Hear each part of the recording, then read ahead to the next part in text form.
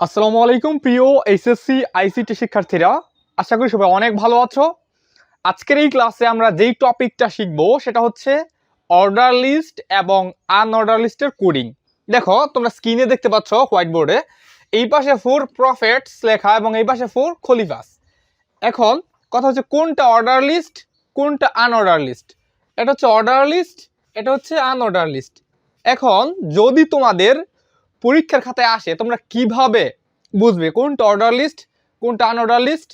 এই পাশে দেখতে পাচ্ছি 4 প্রফেটস, এই লেখার যে লিস্ট আইটেমগুলা নামগুলা 1 2 3 4 এইভাবে কিন্তু নাম্বারিং করা, অথবা এই নামগুলো যদি এবিসি রোমান সংখ্যা অর্থাৎ এইভাবে কোনো সংখ্যা অথবা বর্ণ দ্বারা যদি যে কোনো কিছু নাম্বারিং করা থাকে সেটা হচ্ছে অর্ডার লিস্ট। আর এই পাশে দেখতে পাচ্ছি স্কোয়ারের বক্স দেওয়া আছে, যদি কোনো নাম্বারিং করা না থাকে স্কোয়ার বক্স অথবা এই ধরনের সার্কেল অথবা এই ধরনের এই যে ডট চিহ্ন এই টাইপের যদি কিছু থাকে সেটা হচ্ছে আনঅর্ডার লিস্ট। আশা করি এই বিষয়টা তোমরা সহজেই বুঝতে পারছো। এখন এই যে অর্ডার লিস্ট এটার HTML কোডিং আমরা কিভাবে করব সেই প্রসেসটাই তোমাদেরকে দেখাচ্ছি। আমরা অবশ্যই প্রথমে অ্যান্সার লিখে স্টার্ট করব, যেহেতু HTML এর কোডিং বেসিক কোড তোমরা জানো। প্রথমে HTML শুরু হয়েছে, এখন আমি সরাসরি বডিতে চলে যাব। HTML এর ঠিক পর বডি লিখলে তোমার HTML কোডিং 100% হবে, কোনো সমস্যা নেই। তাহলে BODY বডি শেষ হইল। এখন কিন্তু এটা শুরু হবে, দেখো 4 প্রফেটস এই লেখাটার নিচে একটা আন্ডারলাইন করা আছে, তাই আমার একটা ট্যাগ নিতে হবে, সেটা হচ্ছে ইউ ট্যাগ নিলাম।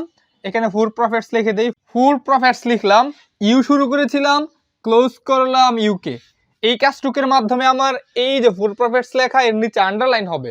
এই পর্যায়ে আমি যেই কাজটা করব এইখানে চলে যাব। এটা যেহেতু অর্ডার লিস্ট টাইপের তাই আমার একটা ট্যাগ নিতে হবে, সেটা হচ্ছে UL মানে হচ্ছে order list, TYPE order list type সমান চিহ্ন দেওয়ার পর কোটেশনের ভেতরে আমি 1 লিখে দেব। কেন 1 লিখলাম? কারণ হচ্ছে এই যে 1টা লিখলাম, এই 1 লেখার কারণে আমার অটোমেটিক প্রথমটা 1 পরেরটা 2 পরেরটা 3 এইভাবে চলতে থাকবে। যদি আমার এইখানে ABC থাকতো তাহলে আমি এখানে শুধু এ লিখলেই হইতো, যদি রোমান সংখ্যা থাকতো শুধু রোমান সংখ্যার প্রথম যেই লেটারটা এইটা লিখলে আমার হইতো। তো UL টাইপ 1 এটা লিখলাম। এই পর্যায়ে আমি এই কাজগুলো করব। এগুলো হচ্ছে লিস্ট আইটেমের জন্য যে ট্যাগ চিহ্নটা ব্যবহার করা হয় সেটা হচ্ছে LI, অর্থাৎ L এ হচ্ছে লিস্ট, I হচ্ছে আইটেম। লিস্ট আইটেমটা কি? মুহাম্মদ সাল্লাল্লাহু আলাইহি সাল্লাম, এটা লিখে দেই আমি। মুহাম্মদ সাল্লাল্লাহু আলাইহি সাল্লাম আমি লিখলাম। লিস্ট আইটেম শুরু হয়েছে, আমি ক্লোজ করলাম LI কে, অর্থাৎ লিস্ট আইটেমকে আমি ক্লোজ করলাম। এরপরে আবার শুরু হবে আরেকটা লিস্ট আইটেম দেখতে পাচ্ছি, সেটা কি? সেটা হচ্ছে আদম আলাইহিস সালাম, এইটা আমি লিখে দিই ADUM, আদম আলাইহিস সালাম। এইটাও যখনই আমার শেষ হয়েছে আমি সাথে সাথে কিন্তু এই লিস্ট আইটেমকে ক্লোজ করব। ক্লোজ LI, অর্থাৎ লিস্ট আইটেম শুরু করেছি ক্লোজ করেছি। পরেরটা এখানে কাজ করব। পরেরটা কি? আরেকটা লিস্ট আইটেম রয়েছে দেখতে পাচ্ছি, সেটা হচ্ছে ইব্রাহিম আলাইহিস সালাম। আমি এখানে লিখে দিব ইব্রাহিম আলাইহিস সালাম লিখেছি। এইখানে LI অর্থাৎ লিস্ট আইটেম শুরু করেছিলাম, আমি ক্লোজ করলাম LI কে। দেখো এতটুকু আমার সম্পূর্ণ হয়েছে। এবার মুসা আলাইহিস সালাম, এই কাজটা আমি এই পাশে করি। এখানে আবার LI শুরু হবে, আমি স্টার্ট করলাম LI কে, এই পাশে নামটা লিখে দিব মুসা আলাইহিস সালাম। মুসা আলাইহিস সালাম লেখার পর এখানে আবার ক্লোজ করব LI কে, ক্লোজ LI। দেখো আশা করি এই পার্টটা বুঝতে পারছো। লিস্ট আইটেম ইতিমধ্যে আমার কিন্তু এই লিস্ট আইটেমটা লেখা সম্পূর্ণ হয়েছে। এই পাশে আমি কি করেছিলাম? OLটাকে শুরু করেছিলাম।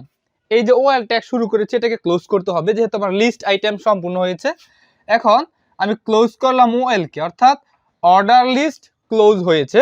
অর্ডার লিস্ট ক্লোজ হওয়ার সাথে সাথে কিন্তু আমার এই বডিকে ক্লোজ করতে হবে এবং HTML কে আমি ক্লোজ করলাম বডিকে, ক্লোজ BODY বডি, এবং ক্লোজ করলাম HTML। দেখো প্রিয় শিক্ষার্থীরা, আশা করি তোমরা বুঝতে পারছো জাস্ট কি করেছি। HTML বডি ইউ ট্যাগ দিয়ে শুরু করেছি ক্লোজ করেছি।